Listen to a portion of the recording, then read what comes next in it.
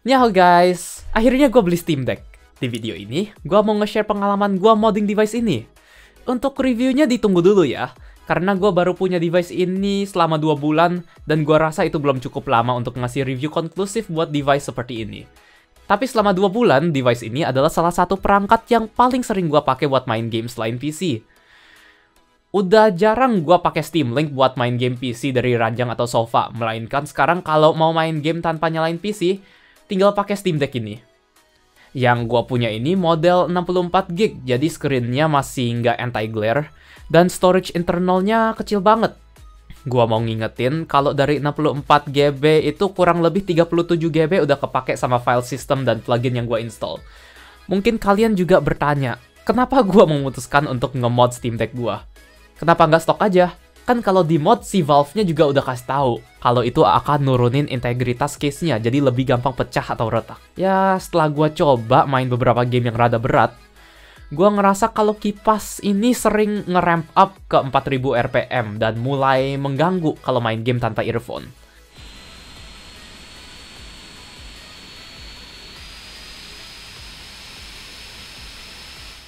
Dua masalah yang gua mau atasi itu storage yang kecil dan coolingnya. Sebenarnya sebelum gua bongkar juga ada satu mod yang terpasang ke Steam Deck ini, yaitu Screen Protector. Sebenarnya ini Steam Deck yang gue beli bekas dan pemilik sebelumnya sudah masangin screen protector. Walaupun pemasangannya rada kurang baik. Pertama gue bakal melepas case belakang Steam Deck-nya. Sebelum melepasnya, pastiin nggak ada SD card di dalam Steam Deck kalian, karena SD card tersebut bakal nabrak dengan bottom case-nya. Untuk melepas back case-nya, pertama kita lepas 8 baut di sisi belakang case-nya, dan setelah itu pakai prying tool atau kartu untuk melepas clips yang menahannya. Di sisi kiri ada plat metal ini yang bisa dibongkar dengan melepas 3 baut. Salah satunya terumpat di bawah stiker ini. Dan setelah plat metal itu dilepas, jangan lupa disconnect baterainya dulu. Pertama, gua mau ganti SSD-nya. Untuk SSD yang compatible di Steam Deck, hanya ukuran 2230. Jadi pilihan kita agak terbatas. Gue memilih SSD 1TB ini dari Corsair. Karena pas gue bikin video ini, SSD ini lagi diskon dan pengirimannya cepat karena langsung dari Amazon. Alternatif terbaiknya itu SSD WD ini dari AliExpress. Tapi kalian tahulah gimana AliExpress. Pengirimannya aja bisa sebulan lebih. Sedangkan Amazon biasanya seminggu juga udah nyampe. SSD bawaannya mempunyai sleeving begini. Jadi gue pasang sleeving itu ke SSD barunya juga. Buat ganti SSD-nya sangat gampang dan mirip dengan proses ganti SSD laptop. Tinggal lepasin baut, pindahin sleeving ini, dan nge-slot SSD barunya ke dalam sambil dibaut. Untuk memperluas storage-nya lagi, gue juga punya SD card 512GB dari Samsung. Tapi itu bakal kita pasang nanti terakhir ya. Di atas daerah SSD ada heat pipe-nya. Heat pipe ini fungsinya buat mindahin panas dari CPU dan GPU-nya ke heatsink yang di sebelah kipasnya. Untuk melepas heat pipe ini, kita perlu melepas 2 baut di heat pipe-nya dan 1 stiker yang ada di daerah heatsink-nya. Buat membersihin thermal paste-nya, bisa pakai alkohol dengan tisu, terus dilap pakai microfiber cloth atau Q-tip atau cotton bud. Di sini, gua bakal mengganti thermal paste-nya dengan thermal grizzly crayonaut. Sebenarnya lebih baik sih pakai thermal pad Honeywell PTM 7950, tapi sayangnya lumayan jauh di luar budget gua. Walaupun CPU dan GPU-nya digabung menjadi satu die, dia masih rada kecil, jadi kalian harus hati-hati biar nggak terlalu banyak thermal paste yang dipasang. Pas memasang heat pipe dan heatsink-nya kembali, pastiin dia rata biar thermal paste di bawahnya juga rata. Setelah itu tinggal pasang 2 bautnya dan stikernya kembali. Terus tinggal kalian pasang kembali plat metal yang menutupi motherboard-nya. Tetapi, untuk backplate-nya, gue nggak bakal masang yang stok lagi. Sekarang gue bakal pakai yang ini dari JSOX. Di dalam box-nya ada back case-nya, alat-alat yang diperlukan, baut cadangan, dan back pedal yang tingginya berbeda dari bawaannya. Untuk back pedal ini ada 1 set yang standar, terus ada 2 set yang lebih tinggi. Walaupun tinggi antara 2 set itu sama, titik supportnya di daerah yang beda, jadi cara ngekliknya juga beda. Di atas daerah kipas juga ada cooling vent ini yang akan membantu kipasnya untuk menarik lebih banyak udara. Kalau kalian melihat cooling vent di case ini, mungkin kalian bakal mikir, Kalau pakai ini nanti nggak ada flow angin yang lewatin vent originalnya dan komponen yang dekat-dekat vent itu. Untuk efek jangka panjangnya belum kelihatan karena gue baru pakai case ini untuk waktu 1 mingguan. Tapi sih selama ini nggak ada masalah apa-apa. Daerah ventilasi lamanya juga nggak panas pas dipegang. Untuk memasang back case-nya sangat simple.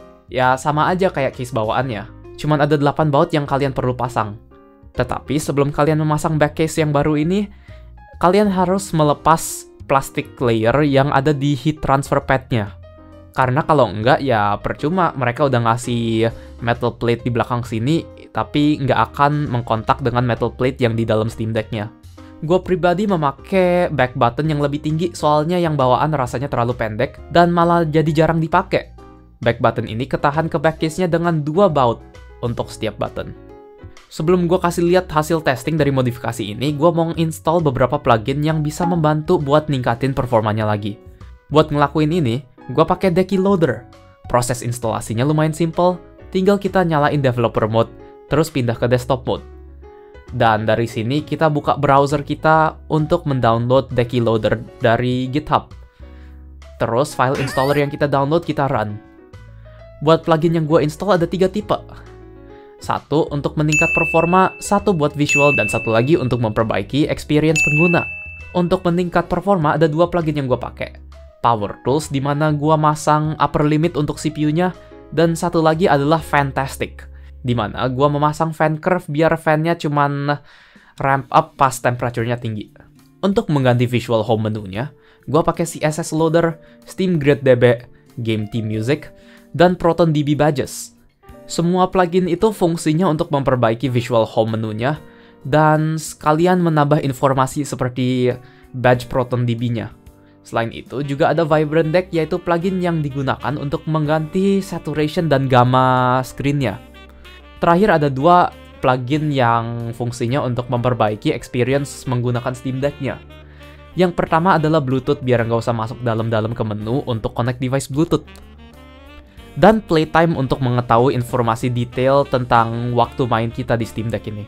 Setelah plugin ini, gue juga install Cryo Utilities, yaitu software yang mengedit settingan Steam Deck-nya untuk performa yang lebih baik. Gue juga ganti setting VRAM-nya ke 4GB dari 2GB, tapi ini perlu dilakukan di BIOS, jadi gue nggak ada rekamannya. Oke, setelah semua modifikasi itu, ini adalah hasilnya. Untuk temperatur, gue nggak bakal terlalu in-depth. Tapi inilah hasil dari testing limited gue. Setelah gaming session 20 menit, peak temperatur turun dari 84 Celcius ke 75 Celcius. Tanpa plugin ya. Nah, kalau ditambah plugin Fantastic, temperatur peaknya naik ke 76 Celcius. Tapi speed fan-nya jarang nyentuh 4000 RPM. Yaitu speed dimana gue mulai terganggu oleh suara kipasnya. Overall, gue agak kecewa dengan mod-mod ini karena secara performa naiknya lumayan jauh ya.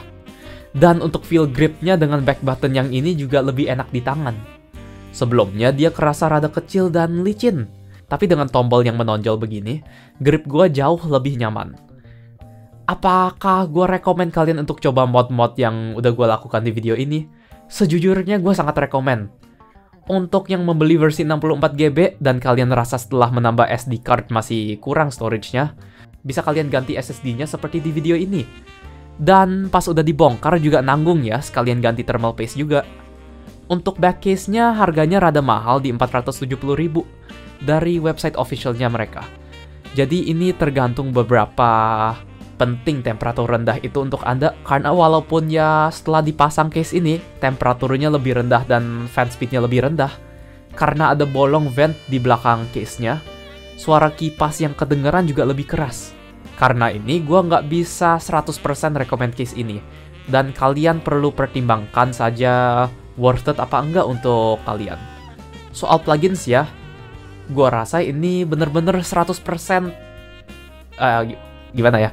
Soal plugins ya, gue rasa ini emang a must have untuk kalian yang udah punya Steam Deck. Karena gratis dan sangat membantu. Ya udah, ini akhir videonya guys. Thank you for watching, jangan lupa like, subscribe, dan hit tombol bell biar nggak ketinggalan. Kalau ada pertanyaan bisa join grup Discord kami, link di deskripsi. Tinggal join dan accept peraturannya. Ya udah, thank you udah nonton video gue and see you in the next video. Bye bye.